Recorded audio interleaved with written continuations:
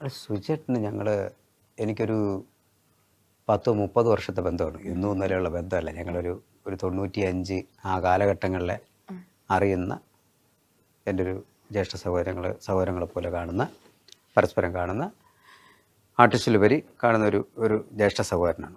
പ്രായം കൊണ്ട് ഒരു വയസ്സോ അങ്ങനെ അദ്ദേഹം മൂപ്പോ ഞാൻ മൂപ്പോ അങ്ങനെ ഒരു വയസ്സിൻ്റെയൊക്കെ അങ്ങനെ വരാനേ സാധ്യതയുള്ളൂ. ഞങ്ങളൊരു 10-30 വർഷത്തെ ബന്ധങ്ങളുണ്ട് പല ട്രൂപ്പുകളുമായിട്ട്.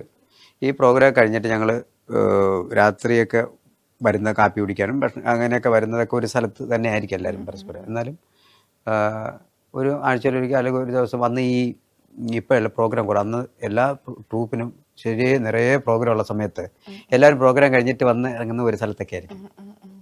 അപ്പോൾ ഞങ്ങൾ പരസ്പരം അങ്ങോട്ട് കാണുകയും ഒരു സമിതിയിൽ സഹകരിക്കുകയും ഒക്കെ ചെയ്തിട്ടുള്ള എൻ്റെ ഒരു ജ്യേഷ്ഠ സഹോദരനാണ്.